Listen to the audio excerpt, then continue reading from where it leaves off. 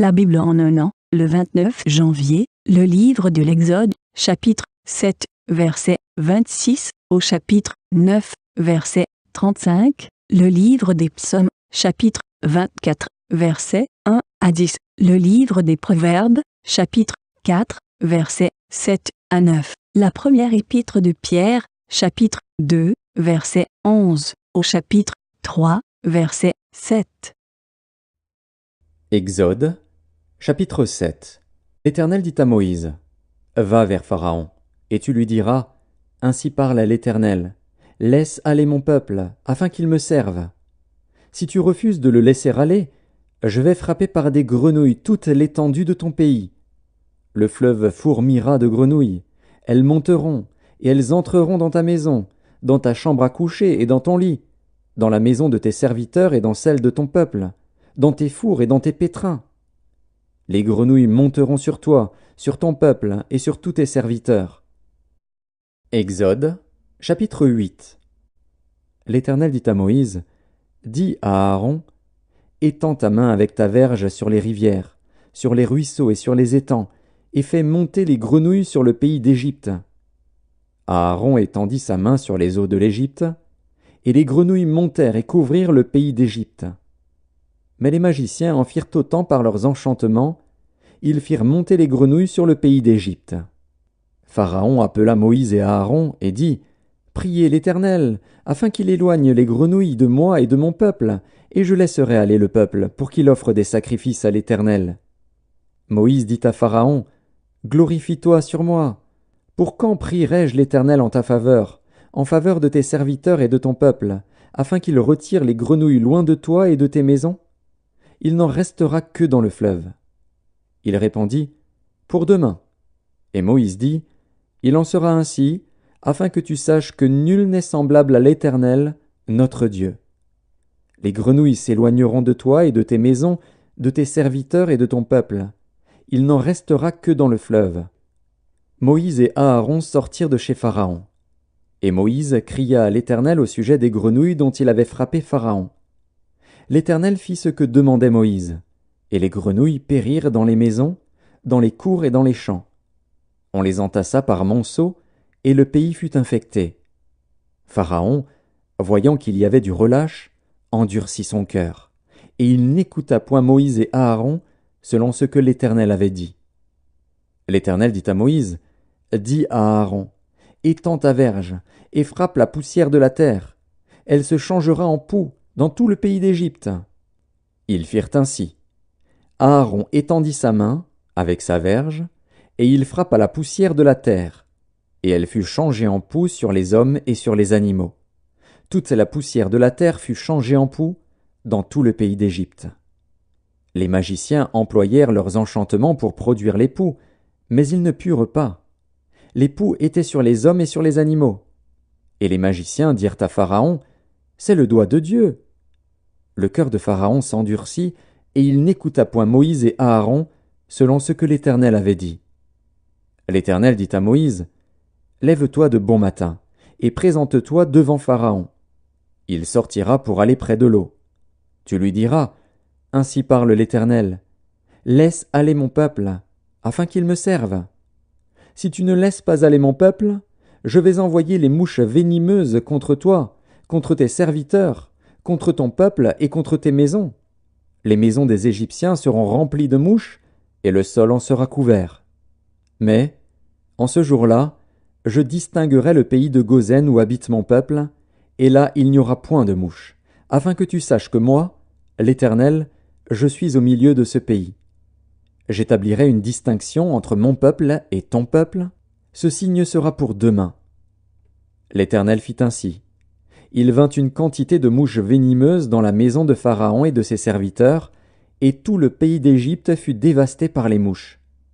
Pharaon appela Moïse et Aaron et dit, « Allez, offrez des sacrifices à votre Dieu dans le pays. » Moïse répondit, « Il n'est point convenable de faire ainsi, car nous offririons à l'Éternel, notre Dieu, des sacrifices qui sont en abomination aux Égyptiens. Et si nous offrons, sous leurs yeux, des sacrifices qui sont en abomination aux Égyptiens, ne nous lapideront-ils pas? Nous ferons 3 journées de marche dans le désert, et nous offrirons des sacrifices à l'Éternel, notre Dieu, selon ce qu'il nous dira. » Pharaon dit, « Je vous laisserai aller, pour offrir à l'Éternel, votre Dieu, des sacrifices dans le désert. Seulement, vous ne vous éloignerez pas en y allant. Priez pour moi. » Moïse répondit, « Je vais sortir de chez toi, et je prierai l'Éternel. Demain, les mouches s'éloigneront de Pharaon, de ses serviteurs et de son peuple. Mais que Pharaon ne trompe plus en refusant de laisser aller le peuple pour offrir des sacrifices à l'Éternel. » Moïse sortit de chez Pharaon, et il pria l'Éternel. L'Éternel fit ce que demandait Moïse, et les mouches s'éloignèrent de Pharaon, de ses serviteurs et de son peuple, il n'en resta pas une. Mais Pharaon, cette fois encore, endurcit son cœur, et il ne laissa point aller le peuple. Exode, chapitre 9. L'Éternel dit à Moïse, « Va vers Pharaon, et tu lui diras, « Ainsi parle l'Éternel, le Dieu des Hébreux. Laisse aller mon peuple, afin qu'il me serve. Si tu refuses de le laisser aller, et si tu le retiens encore, voici, la main de l'Éternel sera sur tes troupeaux qui sont dans les champs, sur les chevaux, sur les ânes, sur les chameaux, sur les bœufs et sur les brebis. Il y aura une mortalité très grande. L'Éternel distinguera entre les troupeaux d'Israël et les troupeaux des Égyptiens, et il ne périra rien de tout ce qui est aux enfants d'Israël. » L'Éternel fixa le temps, et dit, « Demain, l'Éternel fera cela dans le pays. » Et l'Éternel fit ainsi, dès le lendemain. Tous les troupeaux des Égyptiens périrent, et il ne périt pas une bête des troupeaux des enfants d'Israël. Pharaon s'informa de ce qui était arrivé, et voici, pas une bête des troupeaux d'Israël n'avait péri. Mais le cœur de Pharaon s'endurcit, et il ne laissa point aller le peuple. L'Éternel dit à Moïse et à Aaron, « Remplissez vos mains de cendres de fournaise, et que Moïse la jette vers le ciel, sous les yeux de Pharaon. Elle deviendra une poussière qui couvrira tout le pays d'Égypte, et elle produira, dans tout le pays d'Égypte, sur les hommes et sur les animaux, des ulcères formés par une éruption de pustules. » Ils prirent de la cendre de fournaise, et se présentèrent devant Pharaon. Moïse la jeta vers le ciel, et elle produisit sur les hommes et sur les animaux des ulcères formés par une éruption de pustules. Les magiciens ne purent paraître devant Moïse, à cause des ulcères, car les ulcères étaient sur les magiciens, comme sur tous les Égyptiens. L'Éternel endurcit le cœur de Pharaon, et Pharaon n'écouta point Moïse et Aaron, selon ce que l'Éternel avait dit à Moïse. L'Éternel dit à Moïse, « Lève-toi de bon matin, et présente-toi devant Pharaon. Tu lui diras, « Ainsi parle l'Éternel, le Dieu des Hébreux. Laisse aller mon peuple, afin qu'il me serve. Car cette fois, je vais envoyer toutes mes plaies contre ton cœur, contre tes serviteurs et contre ton peuple, afin que tu saches que nul n'est semblable à moi sur toute la terre. Si j'avais étendu ma main, et que je t'eusse frappé par la mortalité, toi et ton peuple, tu aurais disparu de la terre. Mais je t'ai laissé subsister, afin que tu voies ma puissance, et que l'on publie mon nom par toute la terre. Si tu t'élèves encore contre mon peuple, et si tu ne le laisses point aller, voici, je ferai pleuvoir demain, à cette heure, une grêle tellement forte, qu'il n'y en a point eu de semblable en Égypte depuis le jour où elle a été fondée jusqu'à présent. Fais donc mettre en sûreté tes troupeaux et tout ce qui est à toi dans les champs. La grêle tombera sur tous les hommes et sur tous les animaux qui se trouveront dans les champs et qui n'auront pas été recueillis dans les maisons, et ils périront. » Ceux des serviteurs de Pharaon qui craignirent la parole de l'Éternel firent retirer dans les maisons leurs serviteurs et leurs troupeaux.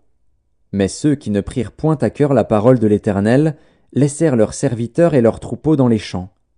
L'Éternel dit à Moïse, « Étends ta main vers le ciel, et qu'il tombe de la grêle dans tout le pays d'Égypte sur les hommes, sur les animaux, et sur toutes les herbes des champs, dans le pays d'Égypte. » Moïse étendit sa verge vers le ciel, et l'Éternel envoya des tonnerres et de la grêle, et le feu se promenait sur la terre. L'Éternel fit pleuvoir de la grêle sur le pays d'Égypte. Il tomba de la grêle, et le feu se mêlait avec la grêle. Elle était tellement forte qu'il n'y en avait point eu de semblable dans tout le pays d'Égypte depuis qu'il existe comme nation. La grêle frappa dans tout le pays d'Égypte, tout ce qui était dans les champs, depuis les hommes jusqu'aux animaux. La grêle frappa aussi toutes les herbes des champs, et brisa tous les arbres des champs. Ce fut seulement dans le pays de Goshen, où étaient les enfants d'Israël, qu'il n'y eut point de grêle. Pharaon fit appeler Moïse et Aaron et leur dit, « Cette fois, j'ai péché. C'est l'Éternel qui est le juste, et moi et mon peuple, nous sommes les coupables. Priez l'Éternel, pour qu'il n'y ait plus de tonnerre ni de grêle, et je vous laisserai aller, et l'on ne vous retiendra plus. » Moïse lui dit, « Quand je sortirai de la ville, je lèverai mes mains vers l'Éternel. Les tonnerres cesseront et il n'y aura plus de grêle, afin que tu saches que la terre est à l'Éternel. Mais je sais que toi et tes serviteurs, vous ne craindrez pas encore l'Éternel Dieu. » Le lin et l'orge avaient été frappés, parce que l'orge était en épi et que c'était la floraison du lin. Le froment et l'épeautre n'avaient point été frappés, parce qu'ils sont tardifs. Moïse sortit de chez Pharaon pour aller hors de la ville. Il leva ses mains vers l'Éternel, les tonnerres et la grêle cessèrent, et la pluie ne tomba plus sur la terre. Pharaon, voyant que la pluie, la grêle et les tonnerres avaient cessé, continua de pécher, et il endurcit son cœur, lui et ses serviteurs. Le cœur de Pharaon s'endurcit, et il ne laissa point aller les enfants d'Israël, selon ce que l'Éternel avait dit par l'intermédiaire de Moïse. Psaume 24, psaume de David. À l'Éternel la terre et ce qu'elle renferme, le monde et ceux qui l'habitent. Car il l'a fondé sur les mers et a fermi sur les fleuves. Qui pourra monter à la montagne de l'Éternel? Qui s'élèvera jusqu'à son lieu saint?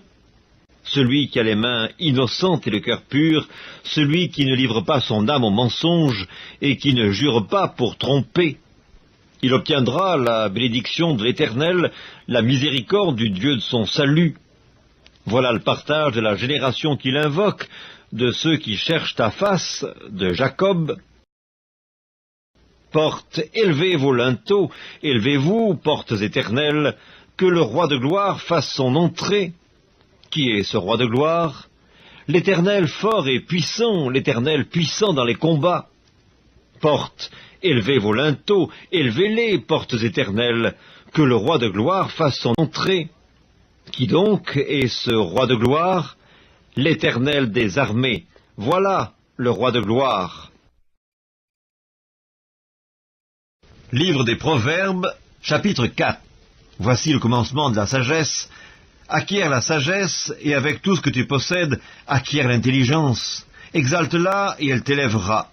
Elle fera ta gloire si tu l'embrasses.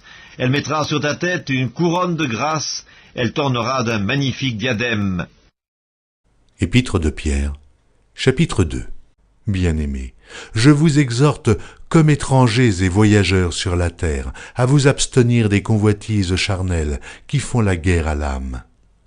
Ayez au milieu des païens une bonne conduite, afin que là même où ils vous calomnient, comme si vous étiez des malfaiteurs, ils remarquent vos bonnes œuvres et glorifient Dieu au jour où il les visitera.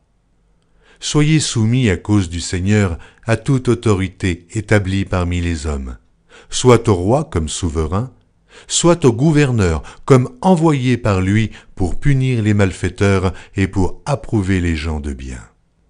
Car c'est la volonté de Dieu qu'en pratiquant le bien, vous réduisiez au silence les hommes ignorants et insensés. Étant libres, sans faire de la liberté un voile qui couvre la méchanceté, mais agissant comme des serviteurs de Dieu. Honorez tout le monde, aimez les frères, craignez Dieu, honorez le roi. Serviteurs, soyez soumis en toute crainte à vos maîtres, et non seulement à ceux qui sont bons et doux, mais aussi à ceux qui sont d'un caractère difficile. Car c'est une grâce que de supporter des afflictions par motif de conscience envers Dieu, quand on souffre injustement. En effet, quelle gloire y a-t-il à supporter de mauvais traitements pour avoir commis des fautes? Mais si vous supportez la souffrance lorsque vous faites ce qui est bien, c'est une grâce devant Dieu. Et c'est à cela que vous avez été appelés, parce que Christ aussi a souffert pour vous, en laissant un exemple afin que vous suiviez ses traces. lui qui n'a point commis de péché, et dans la bouche duquel il ne s'est point trouvé de fraude. Lui qui injuriait ne rendait point d'injure, maltraité ne faisait point de menace, mais s'en remettait à celui qui juge justement. Lui qui a porté lui-même nos péchés en son corps sur le bois, afin que, morts au péché, nous vivions pour la justice. Lui par les meurtrissures duquel vous avez été guéris. Car vous étiez comme des brebis errantes, mais maintenant, vous êtes retournés vers le pasteur et le gardien de vos âmes. Épître de Pierre, chapitre 3. Femmes, soyez de même soumises à vos maris, afin que, si quelques-uns n'obéissent point à la parole, ils soient gagnés sans parole par la conduite de leurs femmes, en voyant votre manière de vivre chaste et réservée. Ayez non cette parure extérieure, qui consiste dans les cheveux tressés, les ornements d'or ou les habits qu'on revêt, mais la parure intérieure est cachée dans le cœur, la pureté incorruptible d'un esprit doux et paisible, qui est d'un grand prix devant Dieu. Ainsi se paraient autrefois les saintes femmes qui espéraient en Dieu soumises à leur mari, comme Sarah qui obéissait à Abraham et l'appelait son Seigneur. C'est d'elles que vous êtes devenues les filles, en faisant ce qui est bien, sans vous laisser troubler par aucune crainte. Marie, montrez à votre tour de la sagesse dans vos rapports avec vos femmes, comme avec un sexe plus faible. Honorez-les comme devant aussi hériter avec vous de la grâce de la vie. Qu'il en soit ainsi, afin que rien ne vienne faire obstacle à vos prières.